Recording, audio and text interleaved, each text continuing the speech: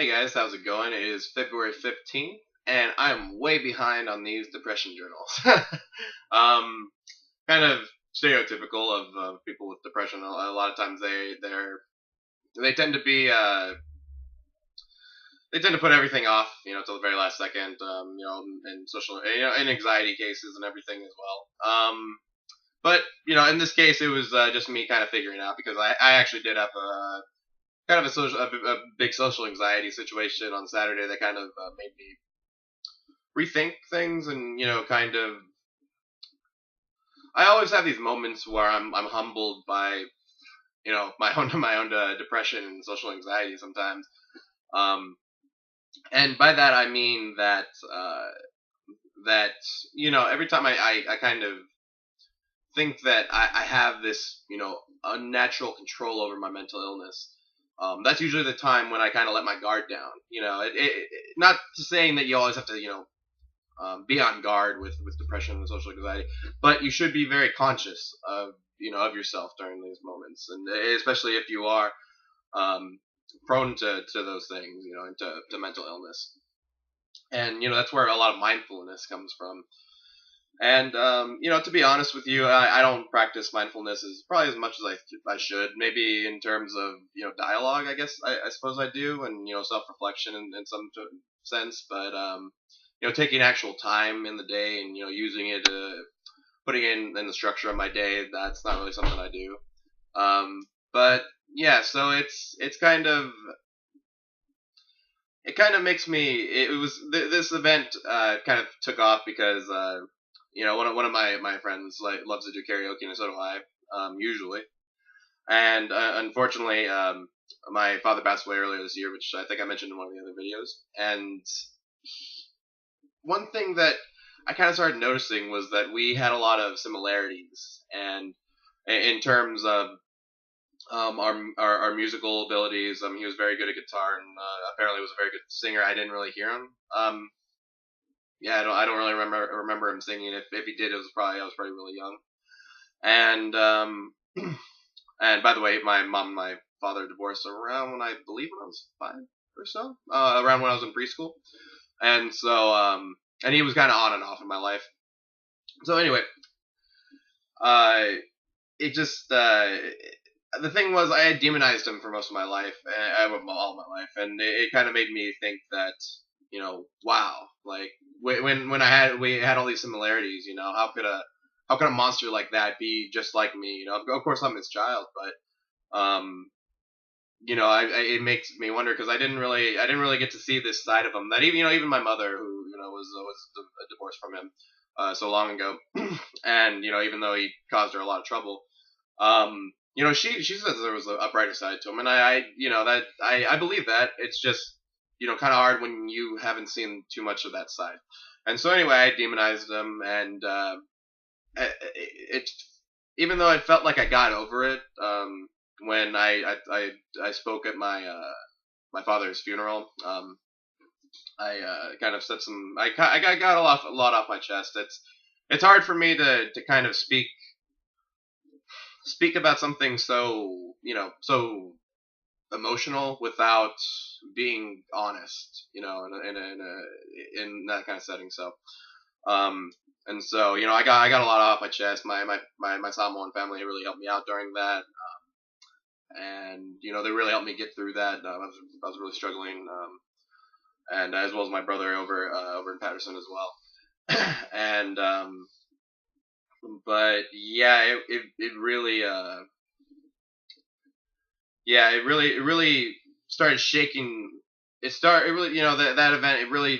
I really noticed it shook my life. The event of losing my father, and because all of a sudden my depression started coming back, and I felt, a little bit out of control. Not super out of control, but in depression, at least in my depression, I won't speak for everyone's case, but one thing that I was taught in therapy was this mindfulness and CBT, which is I believe I'd have to look it up again, but I believe it's like corrective behavioral therapy, something like that. Cognitive behavioral therapy, and so it's basically a tool. That's why I really like philosophy and critical thinking because basic, basically CBT is that. It's just being able to reason your thoughts out. Being able to look at your thoughts and say, is this reasonable? Question it. Being able to look at things objectively from a third person point of view. That's not everything in CBT, but that's a lot of it. What I really took out of it and really helped me get through it. And so when it becomes that's why I'm trying to get back into therapy. I was off of it for a good little while, and it's not something that I really think I need all the time in my life, but I definitely think at an event like this, it's definitely a great idea, and especially for me to kind of sort things out, because my father was kind of the reason why I originally went under I was placed under a 5150. If you don't know what that is, it basically means that you're a danger to yourself or to someone else, and in my case, it was to myself. And the hospital has the authority to keep you, hold you, put a hold on you for roughly about I believe it's about 3 or 4 days minimum, and then they decide whether or not you need more time, that kind of idea. And if you guys want to think about what it was kind of like, if you think about Dr. Drew's celebrity rehab, like any of those rehab shows, it's a lot like that, because you room with somebody just like those shows, and it kind of makes you just kind of appreciate it makes you appreciate your own situation when you see people that are just, I don't really want to sound too mean about this, but they're just have so much more problems, or what let's just say, going on in their life than you ever could know. I won't speak too much about it, but there were just people in certain professions where I was just thinking, wow, I can't believe that you're depressed. I thought if you had this kind of career, if you had a career, if you were married, if you had kids, if a successful career too, in like a university or something like that, it really makes you.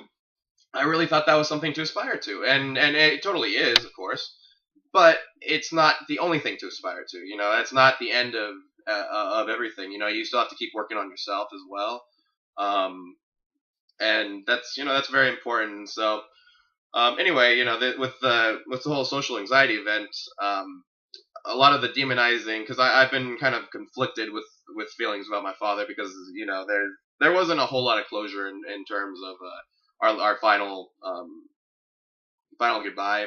I mean, in terms of I kind of tried to I got to sing a song for him, that was great, and all that stuff. But he had a tube in his inserted into his mouth to keep him breathing and whatnot, and so he wasn't able to speak. And yeah, it was a good moment that I got to kind of let my dad know a little bit more about me. But yeah, I never have really confronted him about. I never really had confronted him about leaving me, or not leaving me, but just not being there for most of my life, and so that's been kind of playing back in my head a little bit. And what actually, I should backtrack just a little bit. My father had said something to me after I graduated in 2011, which caused me to. I won't say exactly what it is. I'd like to space out these diaries, and also kind of keep the content a little bit short. But this one's gonna go on a little bit. And it made me feel like I wasn't good enough for him, and so it made me I decided to go punch walls to let the steam out. I still have scars on my fist today from that, so not a great idea. And I went through this, and amongst other things, I was already experienced depression. That was kind of the last straw, basically. And so I went through this whole process of maybe I'll get more into it with the details one other journal, but for this journal, just for time's sake, when I got when you go into a place like that, and the first day I got into that place, there was a person, I won't be too specific, that had not slept for a good amount of days, it seemed like, and they were causing a huge ruckus. They had escorted me into the place, which would be on the right. There is some like a arts and recreation room and a gym type studio room, um, like treadmills, that kind of thing, and then a community area where we kind of talk over there. And over in that community area, there was someone who was just screaming at the top of their lungs, and there was roughly about I want to say there was about five guards there, and somebody had to sedate her and sedate them, and so but yeah, it was pretty interesting. I I just remember thinking, wow, what am I doing here? I have such a great life. Why am I here? And maybe that's something to talk about in another video, because I think that's a big thing, is trying to figure out what causes depression. Just it seems like there's so many causes, and of course everybody goes through depression in their life, but whether or not it stays with you, that's where it determines whether or not it's clinical depression. But yeah, it's I've been kind of thinking a lot about with my social anxiety and whatnot. I've started to demonize my father again, and so now all the things that he liked to do, I don't feel as connected to them anymore, and it's very strange. It's a very strange feeling, and I know it doesn't sound rational, but when you're kind of very emotional, it just kind of that's kind of why I'm trying to go back into therapy, and try and get over some of the grieving as well. So, but yeah, I'll be posting videos a little bit more regularly than I have been. Just had to kind of think about that that whole event. But just to close off, since I've been kind of dodging the whole thing the whole time, the actual social anxiety event, my friend likes to go to karaoke, and so do I. And did I? As I did, I used to, and I all of a sudden I see a text, and my friend, because we had made plans, I'd made plans actually with him, and I remember saying karaoke, let's do it. I just remember thinking in hindsight, yes, let's do this, and all of a sudden, I saw the text, and I saw, I thought about karaoke, and it just everything froze up, and I just remember thinking. I just remember being triggered by my phone. I couldn't look at my phone for at least I couldn't look at it for a while. Actually, it took me a while to even look for text from my mom or anything like that. I was so shell shocked by it, and I didn't know why, so it kind of freaked me out a little bit. To be honest with you, and and now I'm trying to make amends with the people that I ditched that day, because I ditched a lot of people. There was going to be a lot of events going on, and I let a lot of people down, and that's unfortunately what happens when you let your social anxiety win, and you know uh, it was unfortunate, but I'm thankful that I have great friends and people that I can open up to about this, because we don't shy away from things. I'm very honest with them. I tell them exactly about my social anxiety, and but I don't use that as an excuse to I don't use that as an excuse to cover up everything. It's I still have to take responsibility for it, and you know got to just keep on moving forward. And just like in just leave you off on a great quote in the series Luke Cage. There's a character, I don't want to spoil too much, that talks to Luke Cage, and he tells them to always go forward and never go back, or always forward and never backwards. And I really love that, because that's a good thing to live by. And I think I'm just gonna leave it off on that today, guys. Have a great day and stay blessed.